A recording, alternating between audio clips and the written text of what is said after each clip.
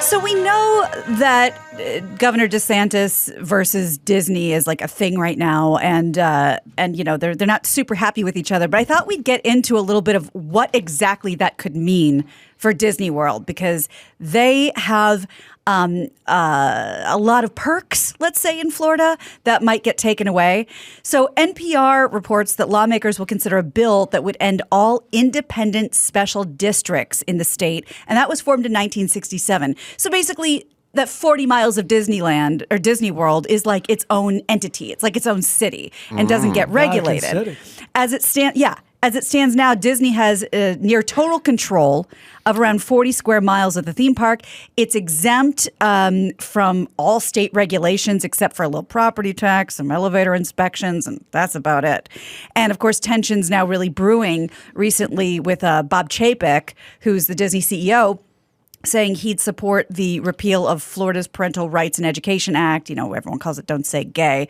And DeSantis wasn't super happy with like the mask mandates and stuff at Disney World. So they're going head to head. But things weren't always that way. In fact, Politico reports that Disney donated $50,000 directly to DeSantis during the 2020 election cycle. Last year, the governor's staff worked with Disney to give it an exemption from a law designed to crack down on big tech companies. The political donations, especially the light ones, all potential risk with no upside. Right. Now, maybe not $50,000, but saying they do this thing where they find out somebody did something, you know, he's a convicted pedophile, and he gave $700 to Hillary Clinton, and it's like, well, what was he going to get out of the $700? And now she's like, they do this all the time, like donated to this person They're I don't like, but the donation sometimes for $90. Yeah, and 50 G's for Disney, it seems light to me. Yeah. Maybe there's a cap. I don't know. Oh, perhaps there is. So everything was all hunky-dory up until now. I mean, last year they were great bedfellows. 2020, everything was great. And now literally this ruling that's been in place since 1967. And it wouldn't just affect Disney. There's a lot of theme parks in Florida. It is weird that we had a Disney in Florida and a Disney in California, and we just chose to treat COVID like they were in two different universes with two different diseases. Yeah. And we never really looked at it. It's pretty much apples to apples. It's not like, well, they got Disney over there in Florida, and then we got Knott's Berry Farm, and that's got Spillikin Corners. It's a little bit different. It could be a super spreader event. It's like, we basically got the same place there and the same place here. And once Disney there was open for 6 months, why didn't we go? We tried. They begged. Remember? You're right. They said, "Come, we'll show you how we're keeping everything open and keeping everything safe." And Gavin Newsom was like, no fun. Yeah. They begged to go and help them get things going. It's so fucking bizarre. And they dragged their heels out here too with the rules. They just, big news in the Bishop household, they just are allowing character hugs again. It's called Hugs Are Back. Right. Tessa is psyched. She wants to hug Belle. She wants to hug all the creatures she didn't get to hug for 2 years. Well, I have some other real big problems with Disney, and Brian, we'll have to talk about this at some point, because part of the pandemic, what they instituted is you have to reserve your day at the park. So just because you have a ticket, there's no more like, my friends and I used to go on Craigslist and buy people's tickets and just go to the park that day. And it was like so fun. Now you have to reserve it months in advance. It's a needlessly elaborate procedure. And not only that, and maybe just the fucking Disney, California Adventure has space open that day and not the Magic Kingdom. But from what I understand, the crowds are packed to the gills. You'd think that if they were reserving a certain amount of space, it's like, got a little elbow room today. Nope. It is the worst of both worlds, from what I understand. Just there a couple That's why we're not going. Spring break, so it was fucking nuts. And you have to have a reservation. That doesn't help in any way. So I have my own problems with Disney. This story came out of a very personal place because it happened at our good buddy Teresa's son's school. She's very familiar with the event. She's hosted it many times. And I'm glad she put this on my radar because now it's everywhere. It was on New York Post. An instructor at ASU and a librarian who are part of the Scottsdale Unified's Diversity, Equity, and Inclusion Commission have falsely accused a black DJ of wearing blackface at a charity event in Scottsdale. I didn't see it. I'm going to show you the picture. I'm going to show you the video.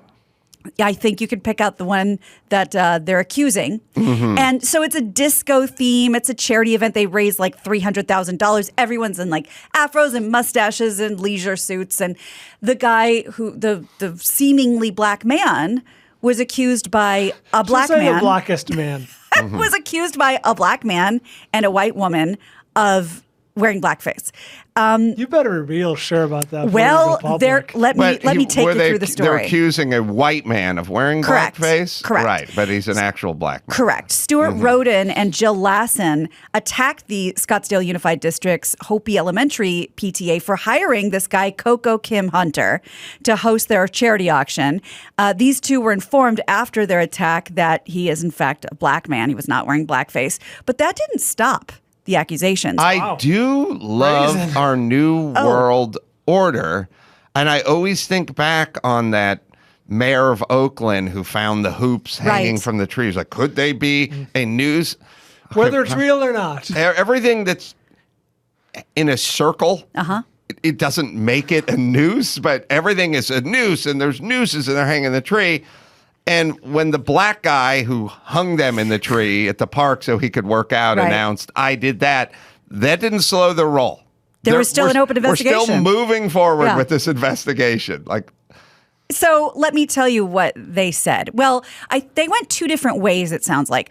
Jill Lassen basically fell on her sword and begged for their forgiveness and was like, oh my God, this is so humiliating. Stuart Roden, who is himself a black man, doubled down by accusing the man of wearing makeup to appear blacker, and that's its own problem. Bold gambit. Yeah. Roden and Lassen have since both apologized, but an activist for the school responded this way, and I want to read her statement. She said, the SPC, that's the Unified School District, whatever, that's the Diversity Equity Commission, is so intent on finding racism that they'll go as far as to accuse a member of one of the communities they claim to advocate for of reprehensible behavior. And added, SPC invoices every Scottsdale Unified School District, PTA, PTO, all these things for dues each year, and then uses those funds to attack community members. Now, I want to show you a picture of Coco sort of out of his disco garb. Mm-hmm. Or I'm sorry. This is a video, so you can just see the man that they accused of not being black. And go ahead and play that. I just want to say thank you to everybody that wished this old dog here a happy birthday. Whether you on his Instagram sent in one of those embarrassing pictures from way back in the day, or you sent a video of me doing something stupid.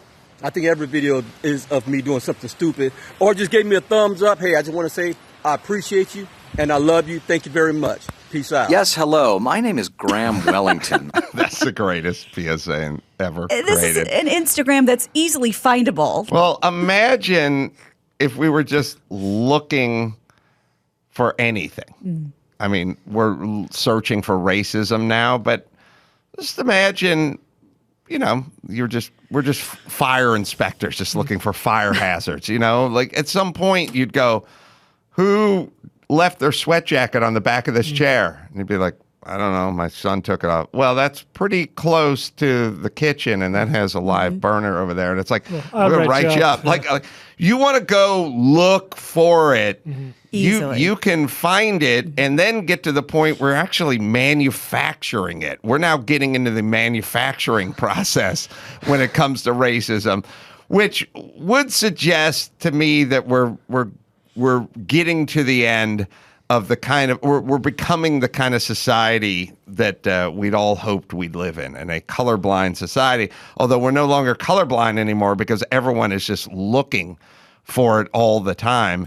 Well, remember wasn't it a weatherman? Or it was definitely a news anchor of some sort that got fired because, he wore an afro first because it was in the 70s, 70 degrees. I've told everyone there's plenty of pictures of my dad with a huge afro. The guy, white guy. Epstein had a pretty sweet afro. Yeah. The guy from Boston, the band, had a big afro. Like, it was easily done. It's a 70s thing. Yeah, which was the point he was making. And then aren't you isn't it a little bit racist to think everything is race-based? Well, and that's what they also, I mean, it was a long article, but they were saying, like, you're the racist. You're assuming because this guy wore a wig and his skin is darker than yours. He's what now? Yes. All right. What good could come of it is my question. This thing where we've all become McGruff, the crime dog, trying to sniff out racism everywhere and just find it. I mean, Bubba Wallace's pull on his NASCAR garage. It's a noose. Someone put it there to send a message. Like, it just also, once it gets out into the zeitgeist, it just kind of is, and then no one really walks the part back. I mean, and we're also entering this world. I don't know if we ever played this clip, Chris, but I was watching the Bubba Wallace black NASCAR driver. Well, we're talking about first things first. His dad is the whitest person on the planet. We've shown pictures of him. And they're like interviewing the sister, like when the whole thing went down. The noose, found a noose. They sent 16 FBI guys there to get to the bottom of it. And it turned out the noose had been tied the year before. And before the garage was randomly given to his race team. And so everyone was very upset. And then they did the investigation. And then they had Bubba's sister, I believe it was, sitting there. And she's like, well, the FBI didn't find anything. She's like, I know in my heart what this was. And it's like, okay, now we're in La La Land. Everybody you can't argue gets with to the just heart. know what they know, even though it's been disproven. And, the mayor of Oakland is still going to go out on a hunt to find out about this hoop case in a tree. That's been solved. It's been solved. You're not allowed to run a society this way where stuff has been disproven and then somewhere in the bowels of your heart that it happened. And meanwhile, to follow up with the literature that was all over my neighborhood over Easter weekend about Jews and COVID and the media, I don't know if this is related, a guy, I'm assuming possibly, well, I know there's no mentally ill homeless people in LA, but there might be one in the neighborhood because he was screaming about President Hitler. And then somebody else on the Nextdoor app said, don't bother calling the police about the pamphlets and stuff because we did. And they said it's a free speech issue and there's nothing they can do about it. The Jews, it's this also this. Excuse me, can I have some money? I'm very gay. in this pantheon of hate crimes, the Jews have been taking some body blows over the last few years. Literally. And now we're in this. Now we have to figure out what to do. Like, how do we thread this needle? We've decided that all things related to race are black. We've decided that this is really the angle that needs to be taken for all things race. Then we have black guys punching random Jewish people in the streets. Ooh, what do we do with this? Because it's like a Jew has just been assaulted, but it was a black teenager that punched a Jew.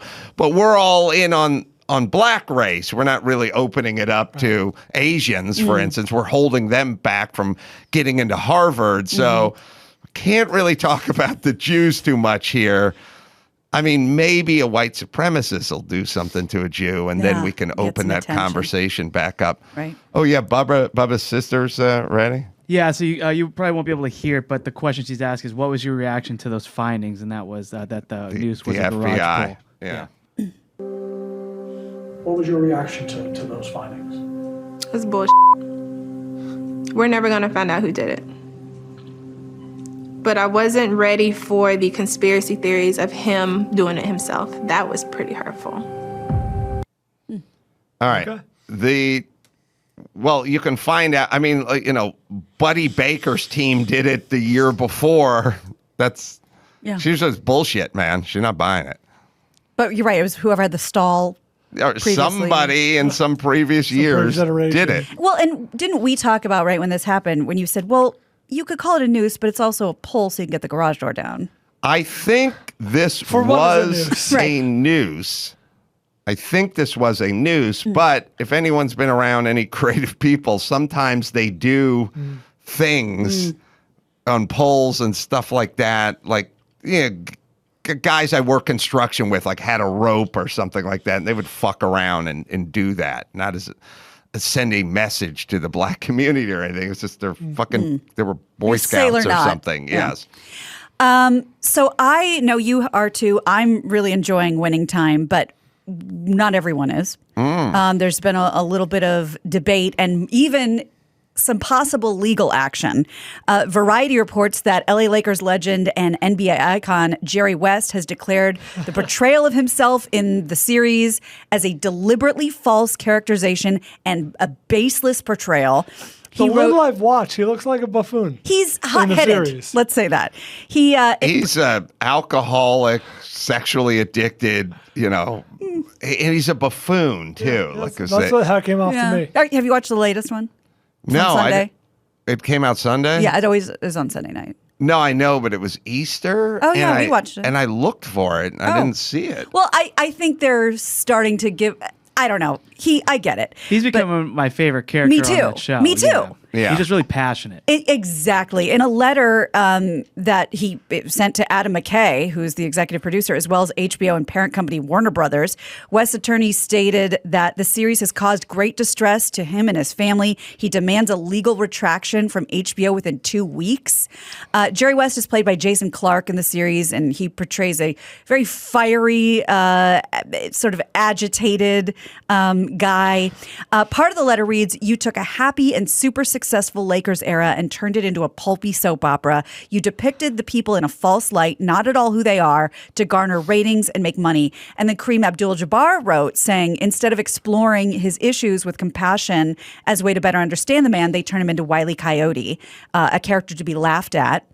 He's talking about Jerry West. Yes. Okay. About Jerry West. And Jerry's attorneys are demanding a public apology or at least some sort of a retraction. Well, I don't know what the rules are, and I was, watching it, and I've been a Lakers fan, and, I didn't know Jerry West too well other than he was just Jerry West. The logo. And he's the logo for the NBA, and I was pretty shocked at how they were portraying him.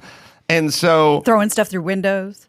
He's really out of control and a buffoon as well. But so then the question is they usually, or oftentimes, they change the name of the person. It's like when they have a Hard song. to do here. They have anytime you do, maybe not in this movie or this series. They do, obviously. Right. So it would be difficult. Songs, or they do feel-alikes. Right. It sounds like, how many times there's been some sort of sound-alike of the Rocky theme song for a boxing scene. They just or invert something. it. They shuffle it. Now. Yeah, they shuffle it around a little bit to avoid litigation. Right. And so this is tough because it's Jerry West, but they're saying his name over and over again, and they're having him act in these extreme, bizarre, and wildly unflattering. He picks up a chick at a bar and bangs her on her prom night or something, or I don't know. The point is this. Wow.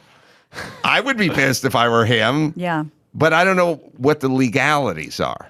Is it based on a book or some kind of previous material? Because maybe the lawyers for the publisher took care of it. You know what I mean? Like, I'm guessing. I don't know. I don't know either. I do not know. Yeah. I'm not seeing I'm now pissed because I looked for it Sunday night and it showed me a one that already. So here's how my brain works. I go, ooh, Sunday night. And then I go and hit it.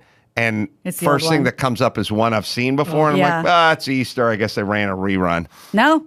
It was up there. And that's why I even asked, like, was Kareem Abdul-Jabbar really like this? And Jerry Buss, like a total coos hound. And like, that's true. Okay. Yeah. I don't know. But people like me who don't have anything else to go on, John Sally told us, like, some of it feels accurate, some of it does not. And he would know. Are there booze hounds and coos hounds? I think it could be both.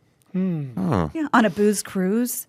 You could be a coos hound. That's good. Okay. Yeah. I'm going to use Something that. to think about. Please Can I do. use that? Yeah, you can use it. If you make beer koozies, call yourself the Booze Coos Hounds. That's right. That's good. I know, I'm pretty sure Brian knows who this is. Do you know who Ezra Miller is, Adam? Show him a picture. His face is very... He's the Flash. Yeah, but he's been in a bunch of stuff. He is spiraling out right now. He's been arrested in Hawaii again. I didn't mention it the first 2 times, but third time's a charm, so let's talk about it. He's from the Fantastic Beasts. He's the Flash. He was charged with disorderly conduct and harassment after he allegedly threw a chair at a woman. So this incident, according to Variety, went down at a private residence early Tuesday morning. Police officers said Miller became irate after being asked to leave. Then he threw a chair at this 26-year-old girl. Again? That's his move? Hit her in the forehead, half-inch cut. The woman refused treatment for the injury. Miller was arrested on March 28th for yelling obscenities while other patrons were trying to sing karaoke at a bar. And then a couple in Hawaii filed a restraining order against him the day after his first arrest, claiming he burst into their bedroom and started threatening them. I saw, and I know Brian did too, We Have to Talk About Kevin. Oh, yeah. This is starting to make me really nervous. Yeah. Have you seen that movie? That's a great movie that no one knows. Oof, no, it's I'm scary. nobody. It's intense. This feels like all booze or drugs or something, right? Some sort of break, psychotic. I don't know. It is kind of it's an interesting wiring. Some people get really fucked up or they have issues and they want to get in a bathrobe and masturbate in a room with tinfoil on the windows and no lights, you know. Sure. Then other people want to take it to the streets. You know what I mean? Like, I'd like to crawl into my neighbor's house. Yeah. It's like there's a mobile crazy and a sedentary crazy. Yeah. And there's a mobile fucked up and a sedentary fucked up. Yeah. I'm a little more sedentary fucked up. That's who I think generally we prefer. Plan is if you're going to drink a lot, just hang out at home or watch a little TV or I don't know something. about that. Let's drink some beers and rape. Wow. Those were my olden days. But other people like Robert Downey Jr., they like to get fucked up and crawl into other people's houses and stuff. Yeah. I mean, would you consider, this is a Dr. Drew question, I guess, but like, is that some sort of a psychosis or it's just your personality? It sounds like, you know, and by the way, it can always be both. Right. I mean, think about all the people in the streets of LA that have a psychosis and addicted to something. Self-medicating. We've been watching Intervention again. I don't know why. No. It's been a lot of like, God, how does my husband deal with me? We'll fall asleep watching like Dateline and then like Intervention and I go sound asleep. What a fun household. It kind of, I don't know what it is. I think it's just too normal during the day.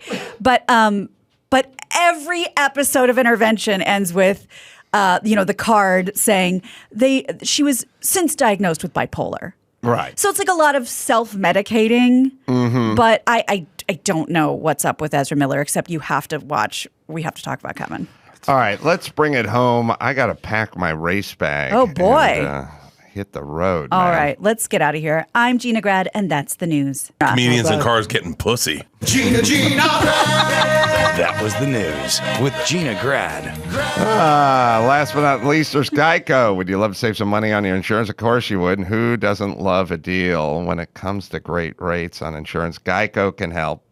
Insure your car, your truck, motorcycle, boat, RV, even homeowners and condos, renters insurance coverage as well.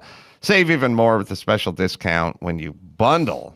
That's right. Plus, add the easy-to-use Geico mobile app and 24/7 roadside assistance. And the switch to Geico, well, that becomes a no-brainer. Let's go to geico.com and see how much you could save. Henry Winkler one-on-one tomorrow, so be ready for that. It was a very interesting interview. Bert Kreischer, everyone, the website bertbertbert.com is where you can go for all the dates and tour tickets and stops and Two Bears, One Cave, of course. Him and Tom Segura and me, Indianapolis, Helium. That'll be May 6th and 7th, and then we're going to Sea Legs, Huntington Beach. I'm laughing because Mike says to me yesterday, he goes, on the Huntington show, you'll be done at Mar by 5:30 and Huntington Beach only an hour and a half away. Show starts at 7:30, so we'll have a ton of time. Oh my God, it's rush hour. That doesn't make all the sense. We'll have a ton. The most we would have is a half hour. That would be if you drove onto the sound stage of Bill Maher's show. But after we say bye and you get to the car, we'll have a ton of time here now. You know what? You might want to look into that helicopter. That's right. So, till next time, Adam Kroll for Bert Kreischer and Gina Grad and Paul Bryan saying mahalo. Like, I'm not a pushover either. Well, what I did is I just walked up to the kid while he was standing on the sofa, and I said, "Hey, look, I don't know. I don't want any problem. I'm going to introduce myself. My name is Art Fuss." Fucking right in his Adam's apple. Dad, you have to stop punching my friends in the Adam's apple. That's a lesson you don't learn twice.